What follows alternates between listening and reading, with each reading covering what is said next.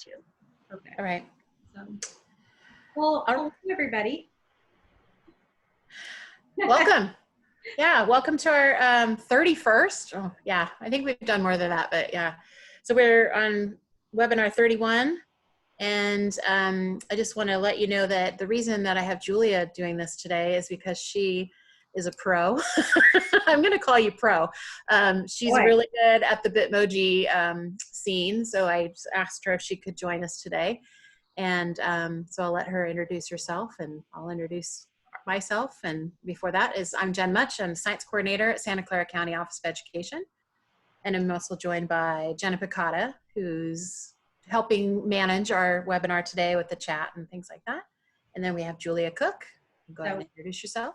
Hi everybody, my name is Julia Cook. I am a Science and Engineering TOSA for Morgan Hill Unified. So I work TK12. And then as the Rona hit, I have taken on other duties as assigned, especially technology, as we recently launched our Tech TOSA. More than anything, I love technology, and I am always so excited to share my knowledge with others. So that is a little bit about me. So we'll go to the next slide. Yeah, go ahead. So getting started, we have a little poll for you today. We want to know, how well do you know Bitmojis? So, or how do you Bitmoji? How do you Bitmoji? How do you Bitmoji? It is a verb. So go ahead and take a moment and take that poll. We thought that we would put a nice little beachy scene in there.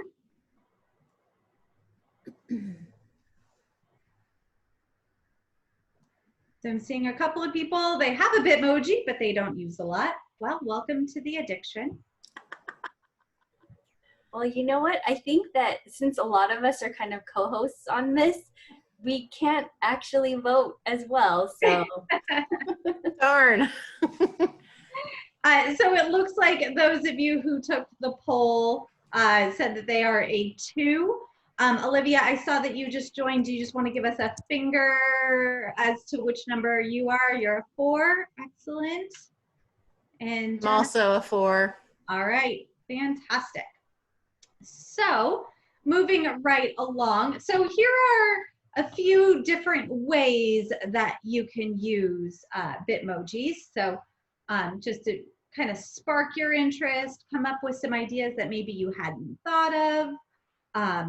So a little slideshow, and then we will also provide you with a link today to this slideshow so that if you saw a background that you really liked or one that you wanted to use, you are welcome to take it. And then we also have a 1-pager handout with lots of videos and ideas for you there as well. And as you know, I am very partial to this one right now. I wonder why. I can imagine. So the first thing we're going to do today is I'm going to show you how to build your Bitmoji scene and how to add furniture and insert in your Bitmoji. There's actually a couple of tricks with doing that. So first I'm going to open up a new slide. So I actually have a Google extension here called Quick Create. So I'm just going to start a new presentation. If you don't have that, another little hack is if you type slides.new in the Omnibox at the top, it will automatically create a new presentation. And we don't need any themes today. And I'm going to delete all of the words because we don't need any of that. And we're going to call this Bitmoji 101. So we're going to start with a standard size slide, but if you are going to be creating your Bitmoji, say for your Google Classroom header or some sort of other background, under File, Page Setup, you can actually change the size of that screen. And in that handout we're going to give to you today, we are also going to show you, it explains on there what size you need for your Google Classroom handout. So we're just going to keep it as is today, but if you needed to change the size for whatever reason, that's where you would do it. So the first thing we need is a background. So I'm going to click here on background, and I am going to choose an image. And I'm actually going to do a Google image search for floor and wall background. Okay. And when I search for that, it comes up with a number of different options that look 3D, right? And so you can use this to kind of find something that you want. So the one I like is this one here with a nice gray wall, and then you click insert. From there, it's automatically going to add your background. So just like any classroom, we are going to need a whiteboard. So I'm going to come up here to insert, image, search the web. And if I'm going too fast, please just let me know. I get all excited about this stuff and I talk really fast. So here in the Google image search, I'm going to search whiteboard. And I'm also going to search PNG. PNG is similar to a JPEG or a GIF, but the difference is that it's going to have a transparent background. So when I search that, it comes up with a few different options. So I'm going to take this one and I'm going to drag it right here into my presentation. I could also click it and then hit the insert button. And I'm going to resize it and I'm going to put it right up here on the wall. Right? The other thing, actually I'm going to put it a little bit more in the center. Perfect. Another thing that a classroom is going to need is a bookshelf, right? So I'm going to search for bookshelf PNG. I could also search bookshelf transparent. And I have a lot of different options here, some of which have books on them, others that do not have books on them. I also have just some regular shelves to choose from. So as you can see, there's a lot of choices here. So I'm going to go back up here to the top and I'm going to select this bookshelf. I'm going to say insert. And then of course I need my bookshelf to be a bit larger because it should be larger than the whiteboard. And I'm also going to move it down so it looks like it is sitting on the floor in my classroom, right? It's all about realistic. The next thing that I would like in my classroom is I would like some sort of chair for me to sit on. So I'm going to do an image search again. Search the web for a chair, PNG. And I have a lot of different choices here. And let's see here. What happens if I search? And sometimes it's just a matter of finding the right words in order to find what you're looking for. So as you saw, I changed it to chair clip art because that'll give me something as well. So kind of like this chair right here. So I am going to insert it, but I need my chair to face the other direction. So I'm going to click Format Options, Size and Rotation, and I'm going to flip it. So now my chair is facing the other direction. And that is an extra large chair, so I need to make it a little bit smaller because scale and proportion, as all of my art teachers would say, is very, very important. And I really don't like the color of this chair because I'm not a fan of orange and it looks too much like my bookshelf. So I also want to change the color. So here under that format option, I'm going to click recolor. And now I have a variety of other colors that I can choose from. So I really like this teal. And so now my chair is a beautiful teal instead of that orange, but maybe I want it gray. So as you can see, you can change the color of your chair without having to search for teal chair, blue chair, whatever you want. So now I've got a chair, I have a nice whiteboard, I've got a bookshelf. The next thing I want to add is me. I need to put myself into this scene here. And obviously you can make these a more detailed, less detailed, whatever you would like. So I have up here my Bitmoji extension, if you have not gotten one of those, I highly recommend grabbing that from the Chrome web store. So I'm going to click my Bitmoji extension, and there's a little trick. If you search pose, P-O-S-E, you will get all the Bitmojis without any words. So then you can find the one where I am sitting. So here's one of me laying down, pointing, and I don't see the sitting one. So instead I'm going to search sitting.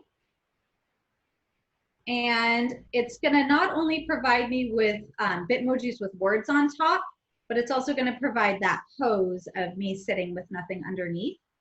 If you retype a phrase, so if I were to type sitting again, these underneath with the custom words on top would change. So if you want to say something like join us, you can search multiple times and get different Bitmojis here. So here I am sitting, so I'm just going to drag myself here into the scene. And then I'm going to make this myself a little bit taller, because that's the trick to looking skinnier, right? No, but it also is the trick to scaling proportion. So here I am now sitting inside, or sitting on the chair. Now there is one more thing I would like to add. I think it's important to have some greenery maybe. So the last thing I'm going to add is going to be a tree. Oops. And I want a tree, PNG, but I don't want a tree like that. I want a potted tree. And hopefully this will now give me, this is the one I like right here. So I'm going to drag it in. And that is actually a good size, but as you can see, it's right in front of me. So here, you can do your format options. Oops, excuse me, not format options. Is it under position? Nope. Sorry guys, I always use the shortcut for this one. We are gonna say, if we right click on it, it's order, and I'm gonna send it to the back. So now that tree is behind me, and it's still a little bit too large, so I'm gonna make it just a little bit smaller. So now that tree is behind me, and I'm just gonna move it down, and then I am in front of it. So now everything looks a little bit more in relation to each other, right? So I am in front of the tree is behind me. I probably am still a little bit too large, but that's okay for today. So now we have our scene. Questions from here before I move on to the next part.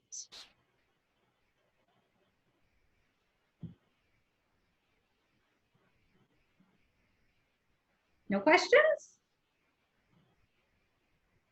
All right, so the next thing I want to show you today, oops, excuse me, we have a food for thought question first. That's what I was going to say. So how can we use a Bitmoji scene to increase student engagement? They might log on to see their Bitmoji if you have everybody's Bitmoji on there. Excellent, yep. Or they could put themselves in history scenes, Olivia said. That's really cool too. Yeah. Absolutely. Yeah, I've seen teachers put their morning message in, like that's their morning messages on the whiteboard as they start class. Mm-hmm. And I also wrote in the comments that I've also seen teachers that it gets a little busy if you bring too many Bitmojis in, I think, so maybe one at a time, like for younger kids, a student of the week maybe, or yeah, things like that.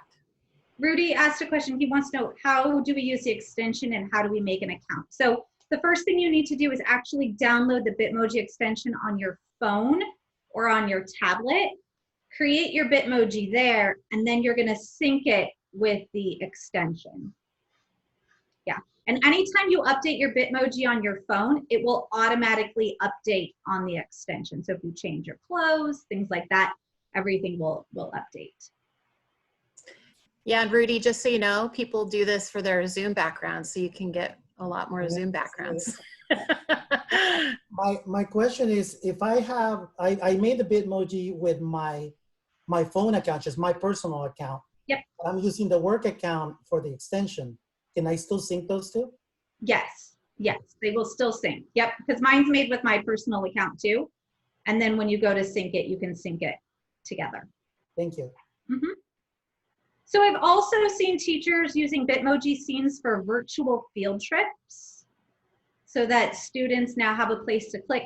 What I find with these scenes, it's not just a boring slide, right? Now it's this interactive scene where kids can click on stuff, right? So it becomes more engaging than just that flat, static slideshow. Any other ideas of how we can use this to increase student engagement? I was gonna also add that I've seen teachers try to replicate their own classroom as best as they can. The front of their room, especially with, again, youngers, because that gives that sense of stability and comfort. Absolutely. Yep. All right, moving right along. So we're next going to talk about how to remove the background of an image. So I'm going to show you how to do this. The website is Remove.bg. So this is a picture of my cat, and I wanted to remove the background. So here's the image of my cat without the background. And then I put her onto a cat perch. So students in my classroom always know about my cats because they are my children, my fur babies. And so adding that kind of personal touch into that Bitmoji slide, again, keeps students engaged. So what we're gonna do is we're gonna go to Remove.bg, which news to me that was actually a URL. I was like, wait a second, this doesn't look traditional. And so here you are on this website, and you are going to upload an image. So this was an image that I had last night of this sandcastle that I wanted to put into our beach scene, right? And even though it looks like this was a transparent background, it actually was not. So when I upload it, then it changed it. So this was the original, and then this is the item with the removed background. And so now I can download this. So just click download, and then I can turn around and insert it into my, so I'm going to insert an image from my computer, and here it is. And now, for reasons I don't know, maybe I would have a sandcastle here in the middle of my classroom scene. So a lot of times you can take an image that you want and remove that background in order for it to meet your needs. You could also do it with Photoshop, but for some people that is way too complicated. And so just uploading an image and removing that background also works. Questions about removing a background? All right. So here's my question for you. What personal touches would you add into your scene?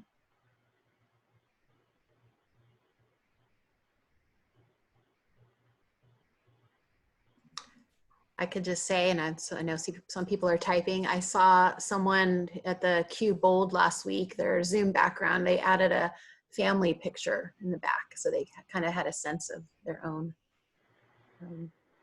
showing their own family. Mm-hmm. And Olivia put posters. Mm-hmm. And then when I was in the classroom, all my kids knew that I was a huge Warriors fan. So I would definitely put some posters, Steph Curry, anything Warriors in the back so they knew it was me. Liz, oh, go ahead. I say Liz said she put her coffee mug. Yeah, if you've got a signature thing in your classroom or your coffee mug, absolutely put that in. Yep. I know Rudy wrote about focusing on phenomena. He's my fellow science person. And I've actually seen the three dimensions of NGSS put up on posters. Yep. And then I've also seen people put in their CHAMPS expectations, or if you're familiar with that, but PBIS, rule expectations, class expectations. Yep. A disco ball. Ooh, yeah, Laura. That'd be fun. Making it personal. Yeah. I do want to show you real quick. If you have a poster or a PDF or something like that that you want to add in, but it's just a static image, but you want to make it look like it's framed, there is a, let's see here. So here is the Tech Academy's Agreement of Educators, excuse me, of Innovators poster, right? So say I want to put this up on the wall behind me, right? So what I'm going to do is I'm going to come over here to this border color, and I'm going to change my border to black, and then I'm also going to make it thicker. And then I'm going to move this behind me in the tree. And so now it looks like there's a poster that's been framed up on the wall. So you could do it with the frame or without the frame. It is completely up to you. I just need to move myself here. Problem is when you put things all the way in the back, it's a little bit difficult to grab them and move them around again. If I wanted to, I could do a right click. I could crop this image so that the parameters of the image are only to the image, which makes it a lot easier to grab and move around. Same thing with myself. If I wanted to crop all of this extra space to make it easier to grab, I could do that.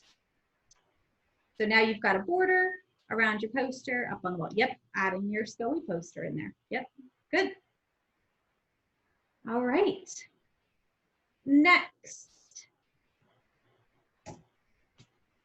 Adding hyperlinks. So taking your virtual background or your Bitmoji scene and now make it interactive for students.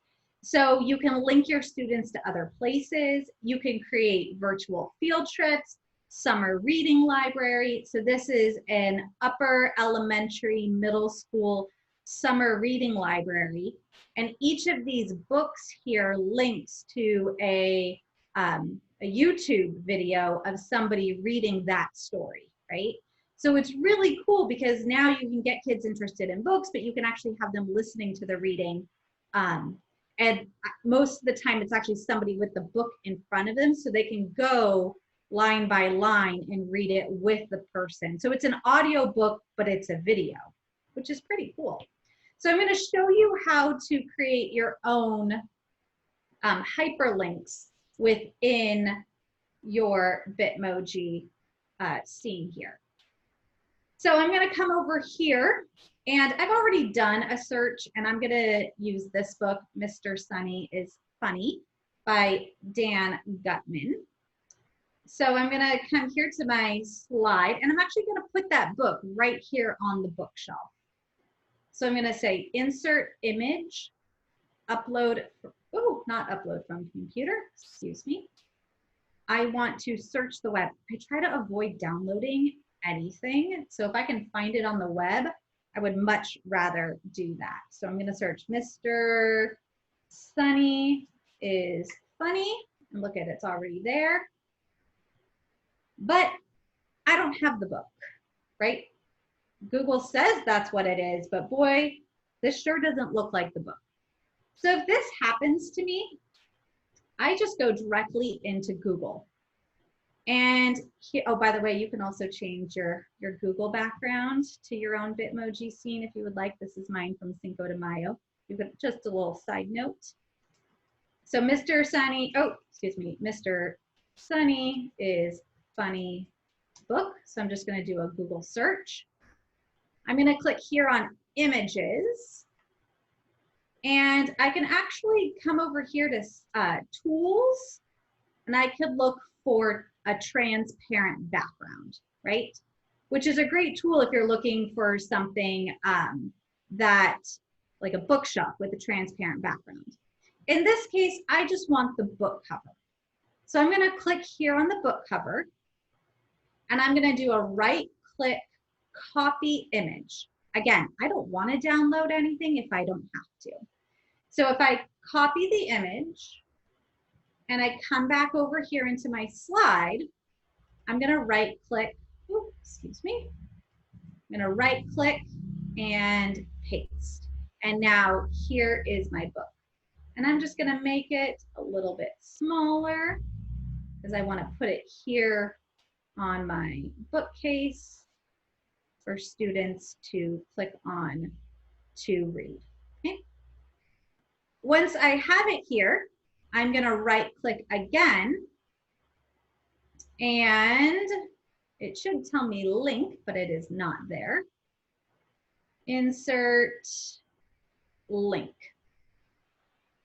And I'm going to come over here to Safe YouTube, right? So took the video from YouTube, put it onto Safe YouTube to keep kids from clicking on all those ads. I'm going to copy the link, and I'm going to paste that link right here and click apply.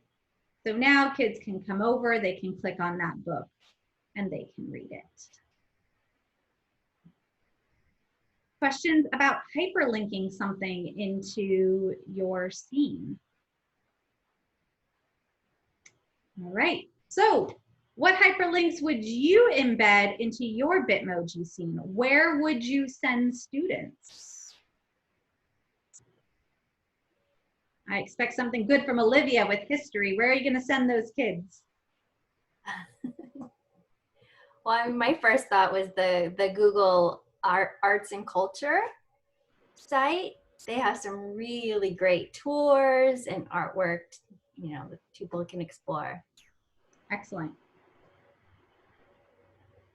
Ooh, the National Archives. Ooh, to watch speeches. Yep, you could have like a whole gallery of images of people, right? You could turn it into an art gallery and they can click on the person and then listen to one of their speeches. Visiting some web, like nature webcams, explore.org, which we had talked about in prior webinars, just to watch the eaglets and Monterey Bay Aquarium. Yep. Use those museums too. Excellent. All right. Was going to also add the ports program, but I think they're doing their last live ones this week, but they're recorded. So which program? The Ports California State Parks program. Yes, yes. So if you would like to go back and review these notes, you can find them at SCOE Vlog 31 Notes, or you can visit the SCOE website. I also encourage you, Morgan Hill Unified, we actually started with distance learning resources for our teachers back on March 16th. And so we have a full slideshow of all of our own recorded videos and information. So the link is right up here if you'd like to do that. There's also a fantastic Facebook group called Bitmoji Craze for Educators.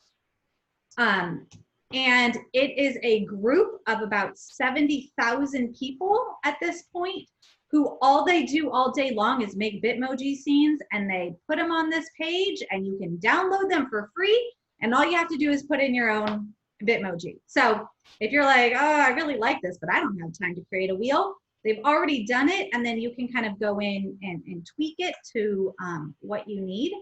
To be perfectly honest, I kind of find it a little bit relaxing, and you really start to learn a lot as you do this, and you actually get a lot faster at it too.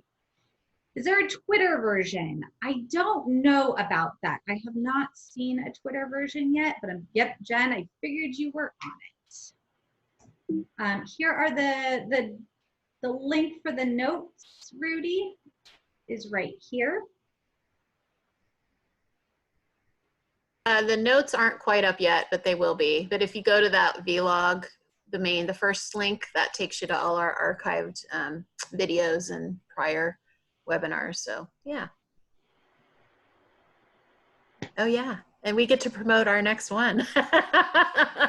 So on Wednesday, Jenna and I are going to jam with Jamboard. So Jamboard is becoming one of the top tools for collaboration for classrooms and students and teachers. And so we are going to go through kind of how to use Jamboard on Wednesday. And if you create a Bitmoji scene, you can put it as a background on your Jamboard. So if you want to have students reorganize their notes, imagine that. So I was just gonna say that, Jen. We need to add our Bitmojis to this next webinar. We do. Awesome. So there's a lot of stuff you can do with Bitmojis. You can actually animate them. You can make them talk. I've got my Bitmoji in my signature. So if this is a topic that you're interested in, just let Jen or Jenna know. And we can do another one over the summer, a little bit more advanced Bitmoji. It's really fun, I will say that. And then here is our contact information if you have any questions for myself or Jen. Awesome. Thanks so much, Julia, for doing this. This is really cool. Hope you guys learned something. And like you said, if you want to do something more advanced, I have seen pretty cool, whatever, GIFs or GIFs and animations, and yeah, makes it fun. It's really fun for holidays. We made a really fun one for, I made one for Cinco de Mayo with actually my Bitmoji dancing, but then we did another one for May the 5th. And so that was really fun. And we put all of us TOSAs into the scene. So it looks like we were fighting Darth Vader. So it's a really fun thing to do. And again, it's that student engagement, right? Ooh, I like what you just put, Olivia. Links to the speeches on civil rights. Hey, right? You need that right now. It would be great. Mm-hmm. I know. I think Julia said you went down a wormhole though at one point. So make sure you set aside some time. Yeah, it's a pretty deep rabbit hole. I mean, it's not as bad as TikTok videos. I don't know if you got sucked into those over quarantine. I know I have. But you know, you definitely, once you start making them, they're really fun. And trust me, people send me their stuff all the time. Like, look what I did. So if you feel like you need to send it to me, I'm more than happy to take a look at it. Awesome. Because I know we all get excited about it. All right. Well, thanks everyone for coming. And we appreciate your joining us today. And we'll see you next time. Thanks, Rudy. See you. Bye, Liz. Bye, Laura. Bye, Barb. Bye, Olivia. Liz.